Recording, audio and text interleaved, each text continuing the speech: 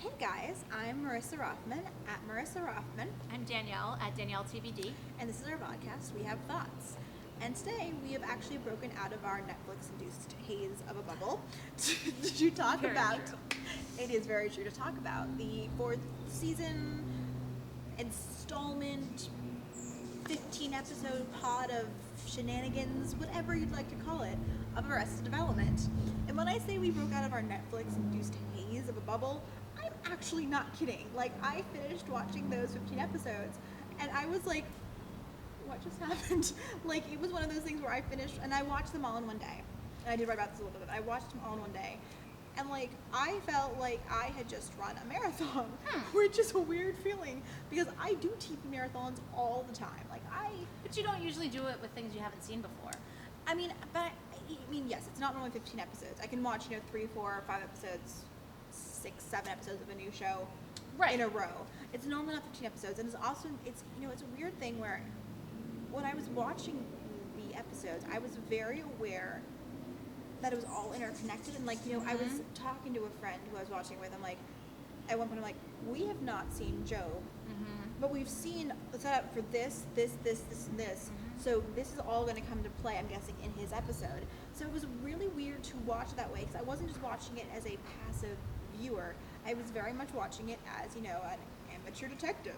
Don't ask me what that was. But it was one of those things where I was trying to piece everything together. Okay. And it was just a weird, I still think about it, and I still think about the episodes, and part of me just wants to curl back into a bubble and, go back to Saturday and just, do it all over again. You can. I think that's, to be honest with you, I think that's the beauty of releasing them the way they release them. Because I watched them all the way through as well. Because I felt like, A, I have to, because everybody else critically is, and I want to, A, don't want to be spoiled, and B, if this is something that I'm going to maybe cover, write about, review, whatever, Right. I need to know, and I need to see it all, because I don't want to assume something that's going Right. to turn out to be wrong. But I'll say that, now that I have seen all 15, I kind of do plan to go back at some point and watch them all again, knowing what to look for. Because there were things that, I was paying attention to, because Arrested Development's always been the show that puts in little Easter eggs. It's very dense. And I've always loved that. But because of the fact that stuff was set up so early that wasn't being paid off until later, I know there are things that I missed. I know there are things that as they happened, I said, wait, I don't remember having any sort of setup. I must have missed something. And it was really interesting because, when we did the junket, David Cross said something about how, if you're watching them in the row and you're watching them in order, by the time you get to episode 3 or 4, you're gonna really get how we're doing things. And I kind of said, I don't know why you need to say that at all. I feel like this audience is smart anyway. I don't know why you need to adjust to the format. But I will say that after I watched the premiere by itself, because they had sent it to us early, I did not love it by itself. And I'm glad that they said don't review it, because I would have been harsher on it if I was just reviewing the premiere, because of the fact that it can't stand alone the way that other premieres can, because so much of what it sets up is important later, and so much of the way that bits do run on longer than you're used to is consistent and makes more sense when you've got this giant block of material. It's not as jarring. I don't know. I feel like I feel like he was absolutely right. By episode 3, I was like, oh, I feel like I've adjusted the way I'm watching this, and I'm enjoying it much more than I was with the first 2 episodes.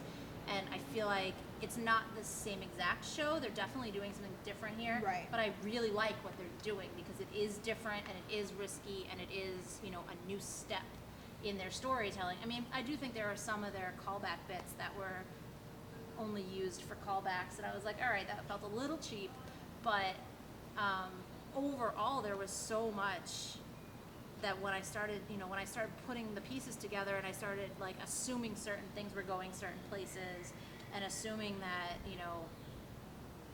whatever was going to happen, some of the things paid off ways that I never expected them to, and I really, the fact that they were able to do that and keep it all straight, I just really respected and enjoyed, in a way that I just didn't expect. See, I definitely had David Cross's words in my head. Sorry, I was trying not to make that to Tobias' comment. Tobias, inappropriate. Right. But I definitely had that notion in my head as I was watching it, and I honestly didn't feel it started to gel until maybe episode 7.